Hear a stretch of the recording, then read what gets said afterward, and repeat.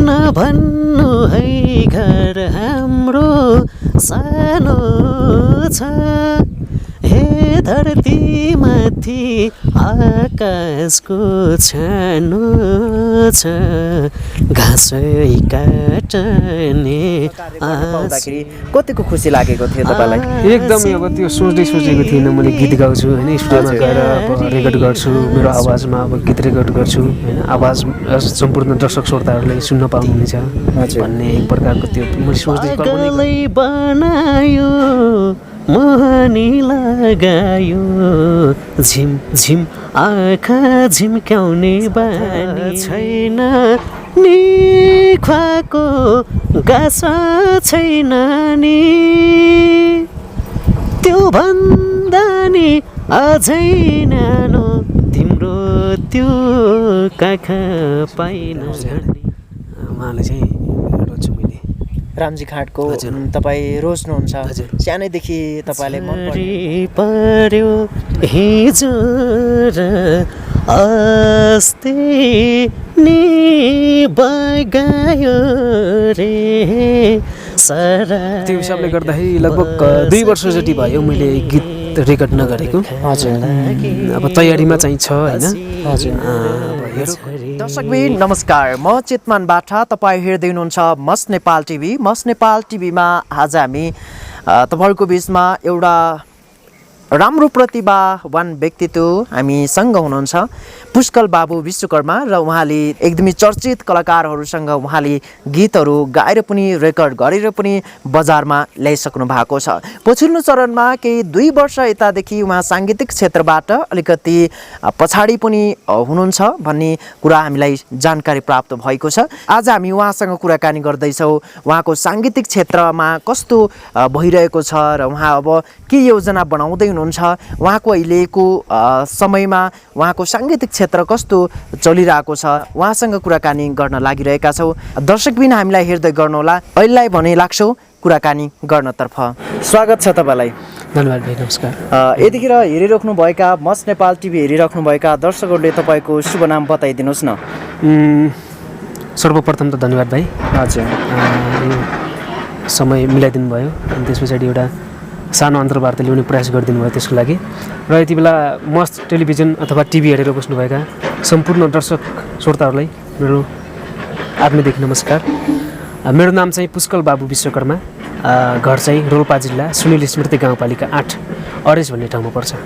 रोल्पा जिल्ला अनि अरेस भन्ने ठाउँमा पर्छ तपाईँको। हजुर। अनि के गर्नुहुन्छ आजभोलि? सञ्चय आर्मी हुनुहुन्छ होला है? सञ्चय आर्मी छु भाइ। अब बिचमा चाहिँ यो कोरोना भाइरस होइन, अब विश्वलाई नै आक्रान्त पारिरहेको छ, धेरै मान्छेहरू मरिरहेका छन् होइन। हजुर।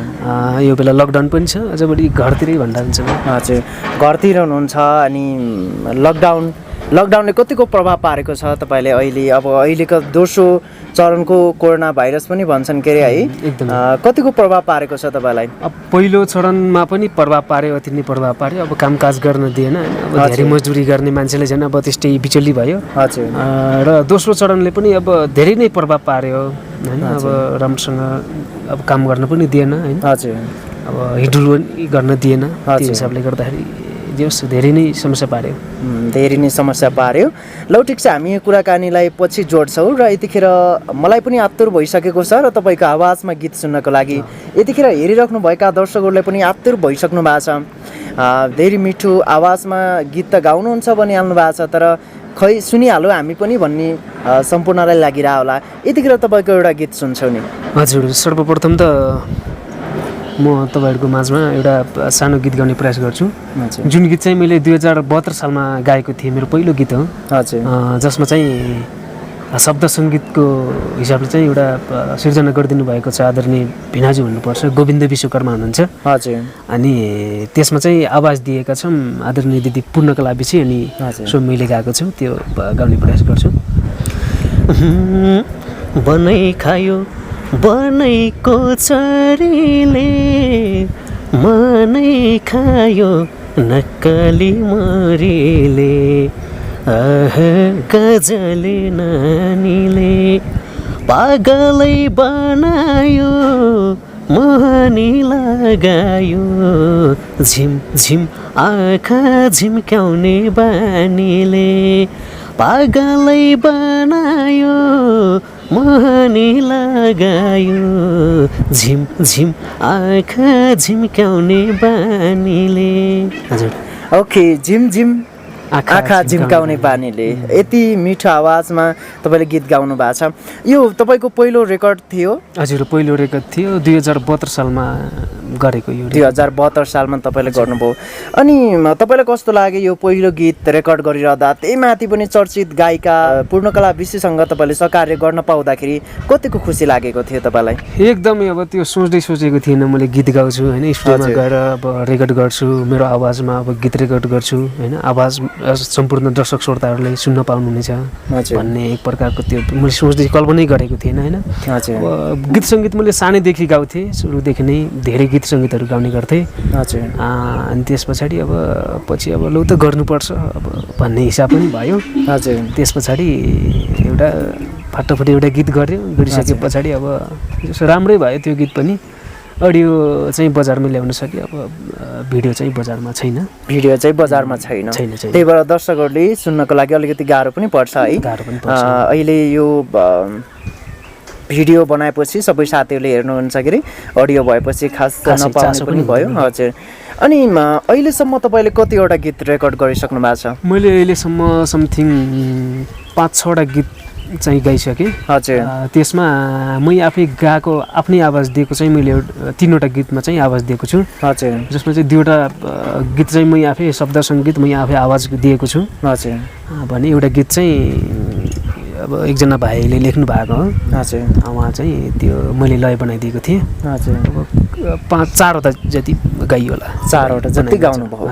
अनि तपाईँले यो गीत गाउनुपर्छ अनि मैले गाउनु सक्दो रहेछु भन्ने तपाईँलाई कहिलेदेखि लाग्यो? सानैदेखि गीत गाउनुहुन्थ्यो? एकदमै सानैदेखि। अब स्कुल पढ्ने बेला भन्दा पनि त्योभन्दा पनि अब लगभग 5-6 वर्षबाट नै गीत गाउने, अलिअलि फाटाफुट्टा होइन, भिडियोमा देख्ने, रेडियो सुन्ने। अनि त्यो गर्दा गर्दै अब गाउन सकिन्छ कि नै भनेर यसो कोसिस गर्ने।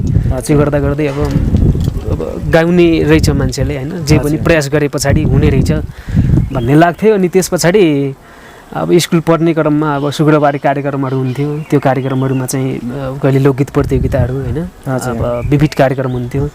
लोकगीत कार्यक्रमहरू भएपछि अब कुनै न कुनै स्थान हासिल गर्ने त्यसो गर्थेँ। अनि त्यहाँबाट झन् एकदमै ऊर्जा पनि आयो, जोस जाँगर पनि आयो। अनि त्यस पछाडि अब अरूको देखासिकी गर्दा गर्दै अब रेडियोहरूमा त्यतातिर गीत सुन्दै अब आइयो र गाइयो पनि। अब काम चलो चाहिँ भएको छ। हजुर ओके पहिला धेरै रेडियोहरूमा हुन्थ्यो, पहिला यतातिर गाउँघरतिर रेडियोको धेरै भ्यालो हुन्थ्यो।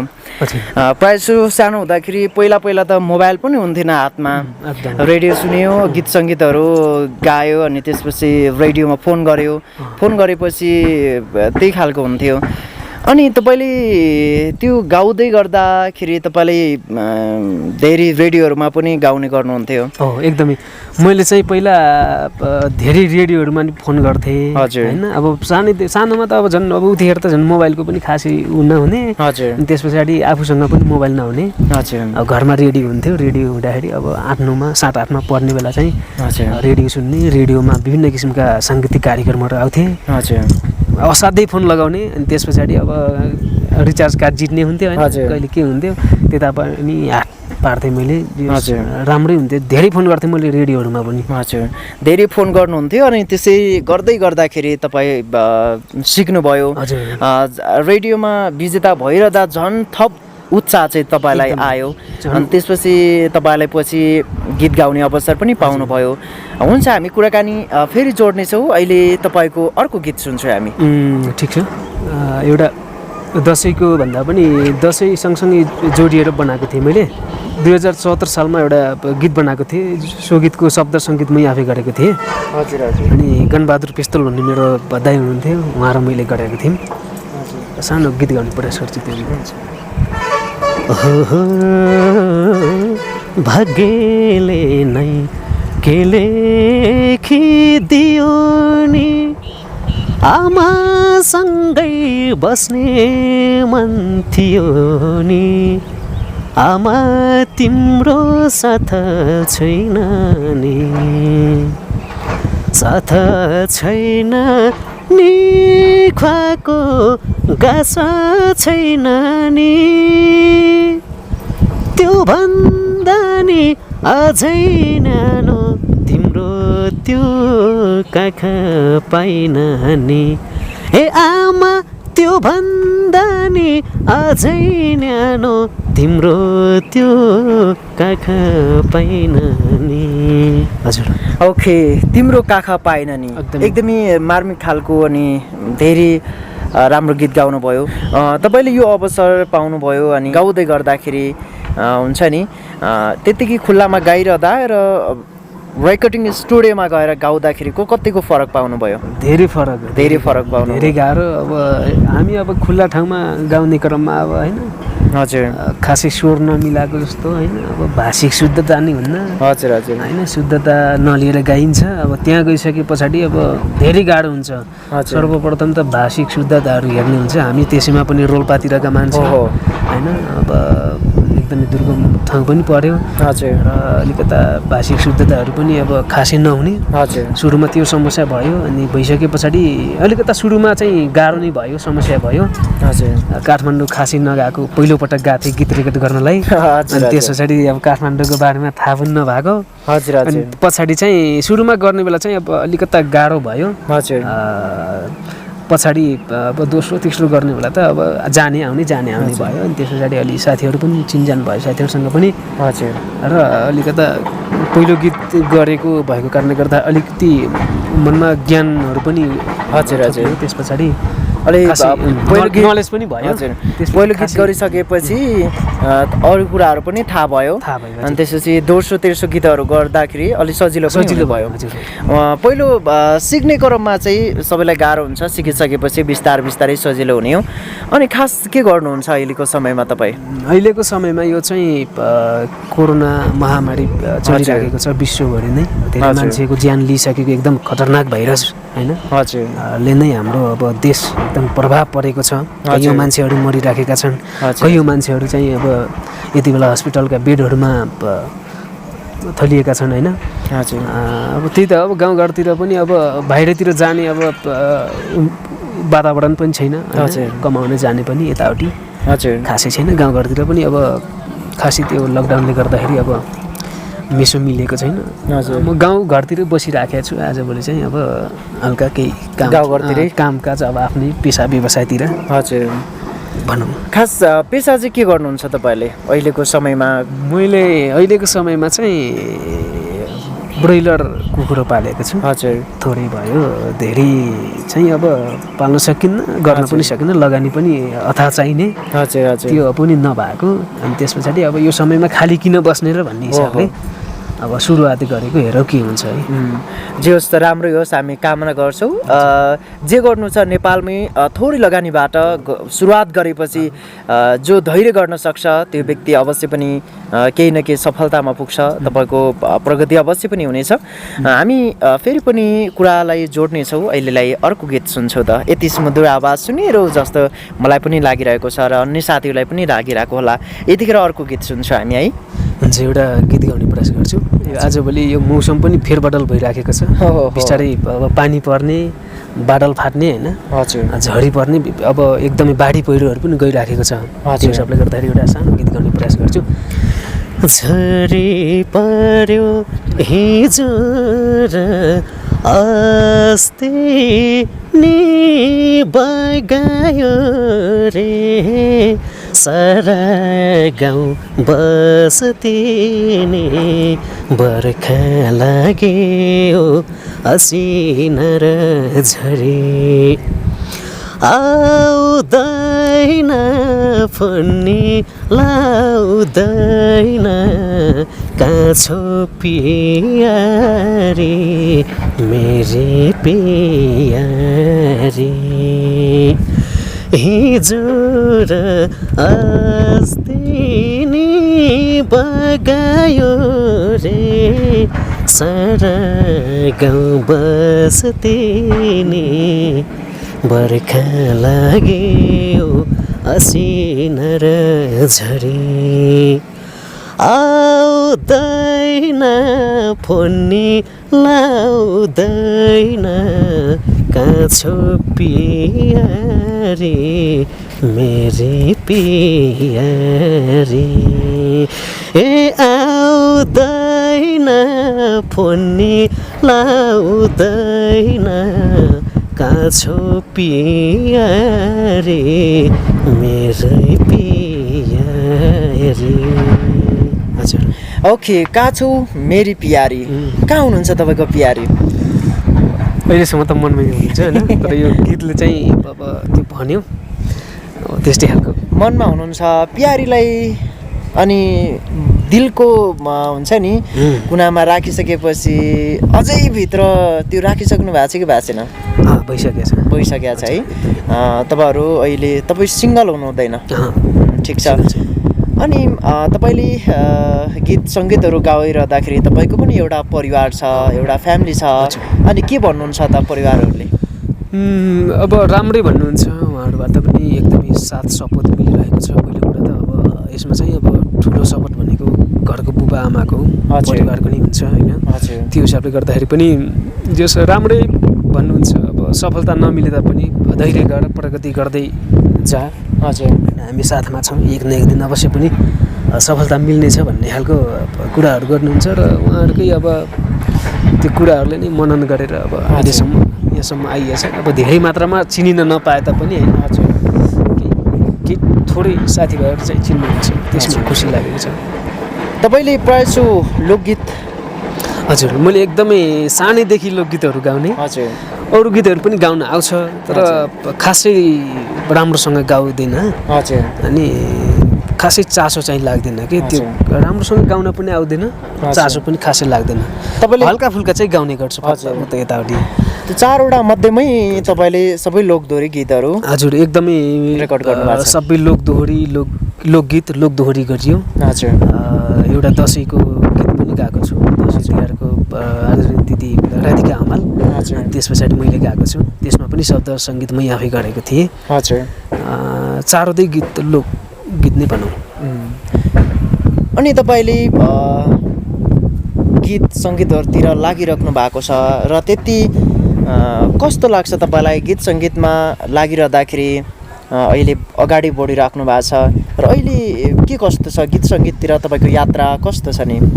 अहिलेको माहौल चाहिँ एकदमै यो तनावग्रस्तित अवस्था छ होइन। सबैलाई अब मलाई मात्र नभएर धेरै मान्छेहरू अथवा धेरै कलाकार साथीहरू यो लकडाउनले गर्दाखेरि अथवा कोरोनाले गर्दाखेरि एकदमै प्रभावित पर्ने र पछाडि पर्ने अवस्था पनि सिर्जना भएको छ। त्यो हिसाबले गर्दाखेरि लगभग 2 वर्ष जति भयो मैले गीत रेकर्ड नगरेको।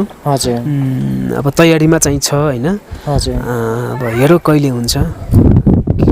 तयारीमा छ शब्दहरू सबै रेडी भइसकेको छ। के त्यो अहिले कोरिसकेको शब्द त्यो अहिले चाहिँ वाचन गर्न मिलेन वाचन गर्न मिलेन। ठिक छ नत्र फेरि दायाँ बायाँ होला भन्ने डर पनि छ। ठिक छ अनि तपाईँको साङ्गीतिक यात्रा राम्रोसँग चलोस् हामी यही भन्न चाहन्छौँ। अहिले घरमा कति हुनुहुन्छ? अहिले घरमा चाहिँ पारिवारिक सङ्ख्या हाम्रो लगभग 7-8 जना जति छौँ। आमा बुवा अनि बहिनी बच्चा नानी। ठिक छ हामी अन्तिम चरणमा पनि छौँ र अन्तिम समयमा आइरहँदाखेरि हामी एउटा गीत सुन्छौँ है। हुन्छ भाइ कुन गीत गाउनुहुन्छ? एउटा सानो गीत गाउने प्रयास गर्छु आदरणीय दाइ खेमसेन्चुरीलाई सम्झिन चाहन्छु। उहाँको एकदमै राम्रो लाग्छ त्यो गीत सानो गाउने प्रयास गर्छ है। ल नभन्नु है घर हाम्रो सानो छ हे धरती माथि आकाशको छानो छ घाँसै काटने आसी म क्यारी हाँसुला निरमाया तिमी नहाँसी नभन्नु है घर हाम्रो सानो छ हे धरती माथि आकाशको छानो छ घाँसै काट्ने आसी आसी म क्यारी हाँसुला निरमाया तिमी नासी। हजुर धन्यवाद भाइ। ओके, म कहाँ हाँसो लाएर तिमी नहाँसी है। जिन्दगीको यात्रामा चलाउनको लागि आफू पनि हाँस्नु पर्यो, आफ्नो पार्टनरलाई पनि हँसाउनु पर्यो, त्यसमा सँगसाथी होइन, हजुर आफ्नो इष्टमित्र सबैले हँसाउन जान्नु पर्यो सबैलाई। हजुर आफू पनि अब जिन्दगीसँग हजुर जे जस्तो पीडा भए तापनि हाँस्न सिक्नु पर्ने रहेछ भन्ने खालको यो गीतबाट चाहिँ बुझिन्छ। हो, मनभित्र जे जस्तो भए तापनि बाहिर रूपमा चाहिँ हाँसो चाहिँ देखिनु पर्यो, ताकि देख्ने मान्छेले पनि राम्रो सोचाइ आओस् है। अनि गीत सङ्गीतमा तपाईँ लागिराख्नु भएको छ, गीत सङ्गीतमा तपाईँ लागिरहँदाखेरि तपाईँले मनपर्ने सानैदेखि गीत सङ्गीतहरू मन पराउने पनि गर्नुहुन्थ्यो र तपाईँलाई बच्चैदेखि मन पर्ने र अहिलेसम्म मन परिराख्ने तपाईँलाई गायक गायिका रोज्नु पऱ्यो भने कसलाई रोज्नुहुन्छ? अब त्यो त सानैदेखि अब गीत सङ्गीतहरू सुन्दै सुन्दै यहाँसम्म आइयो होइन। आफूले पनि अब धेरै नभए पनि थोरै मात्रामा भए पनि गाउने प्रयास गरियो होइन। हजुर त्यो हिसाबले गर्दाखेरि हुन त यसरी यो राम्रो यो नराम्रो भन्ने त हुँदैन। हजुर सबैजना राम्रो लाग्छ आफ्नो ठाउँमा होइन। आफ्नो ठाउँमा एकदमै चर्चा परिचर्चा कमाउनु भएको छ, हामी सबैले आदर सम्मान त गर्नै पर्ने हुन्छ। हजुर त्यो गर्दा गर्दै पनि अब एउटाले छान्नु पर्दाखेरि सानैदेखि मन पराउने होइन रामजी दाई अब को आवाज धेरै सुन्थेँ मैले, रामजी खाँड, उहाँलाई चाहिँ रोज्छु मैले। रामजी खाँडको तपाईँ रोज्नुहुन्छ, सानैदेखि तपाईँलाई मनपर्ने भएको कारणले उहाँको गीतहरू पनि धेरै गुनगुनाउनुहुन्थ्यो बेला बेलामा गुनगुनाउँथेँ उहाँको गीत पनि, निकै राम्रो लाग्थ्यो। आज त्यो बेला सम्झेर आज एउटा रामजी खाँडको तपाईँले मनपर्ने गायकको गीत सुनाउँ न त। आँखै लाउने कालो काजल निधारैमा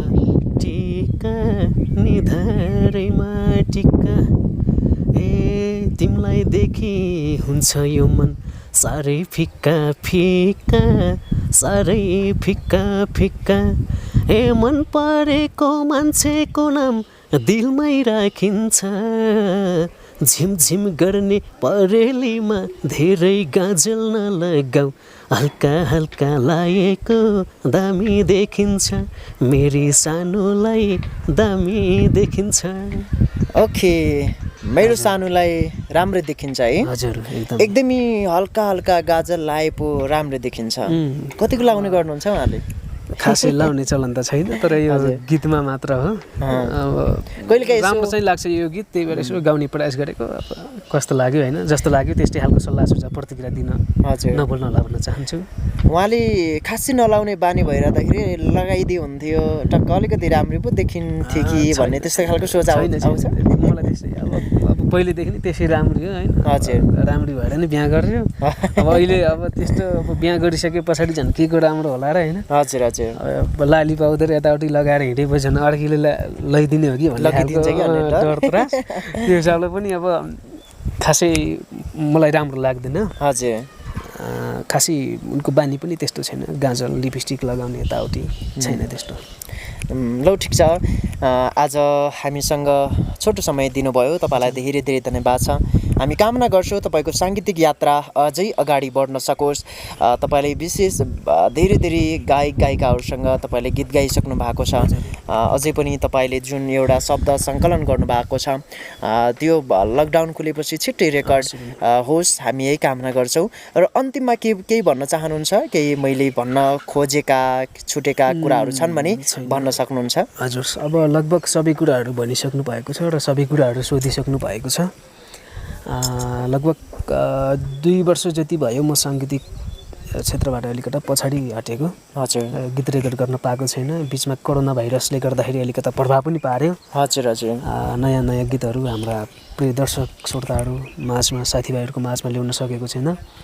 सिर्फ डायरीमा चाहिँ अब शब्द सङ्गीत सबै रेडी भइसकेको छ। हजुर। लगभग अब तपाईँको केही समय पछाडि लकडाउन खुल्यो भनेपछि यसो मौका जुरेसम्म चाँडै लिएर आउने प्रयास गर्नेछु र धेरै धेरै धन्यवाद छ भाइलाई पनि यसरी मर्मलाई बुझेर होइन अन्तर्वार्ता ल्याउनुपर्छ भन्ने हेतुले एउटा उद्देश्यले अब मलाई प्रस्ताव राख्नुभयो। यसो म पनि यतातिर आएको मौकामा ल्याइहालौँ, केही कुरा भनिहालौँ भन्ने हिसाबले अब समय मिलाइयो।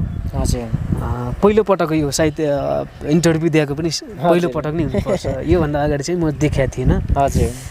धेरै धेरै धन्यवाद छ भाइलाई पनि र मस्ट टिभी हेरेर बस्नुभएका सम्पूर्ण आदरणीय दर्शक मनहरूमा पनि जुन खालका मैले गीत सङ्गीतहरू गाएँ कस्तो लाग्छ अथवा कस्तो लाग्यो, जस्तो लाग्यो त्यस्तै खालको सल्लाह सुझाव प्रतिक्रिया दिन नभुल्नुहोला। तपाईँको माझमा समय मिलेको खण्डमा विभिन्न किसिमका साङ्गीतिक कौशलहरू लिएर फेरि पनि आउने बाचा गर्दछु। तपाईँलाई धेरै धेरै धन्यवाद छ। हस्, धन्यवाद भाइ। दर्शकबिन, यतिखेर तपाईँले पुष्कल बाबु विश्वकर्माको प्रस्तुति तपाईँ सुनिहाल्नु भएको छ। उहाँले धेरै कलाकारहरूसँग उहाँले गीत सङ्गीतहरू बजारमा ल्याइसक्नु भएको छ।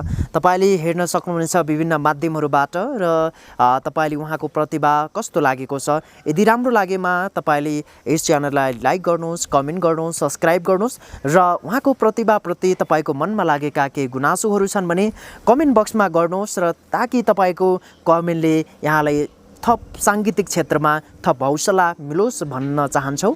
र उहाँले गीत सङ्गीत उहाँले आफ्नो शब्द सङ्कलनहरू पनि गर्नुभएको छ। अवश्य पनि केही समय पछाडि लकडाउन खुल्यो भने म बजारमा ल्याउने छु भन्ने एउटा प्रतिज्ञा गर्नुभएको छ। अवश्य पनि बजारमा आउनेछ, तपाईँले हेर्न पाउनुहुनेछ भन्दै आजको श्रृङ्खलाबाट, आजको यस भिडियोबाट म चेतमानबाट पनि बिदा हुन्छु। मस्ट नेपाल टिभी हेर्दै गर्नुहोला। नमस्कार।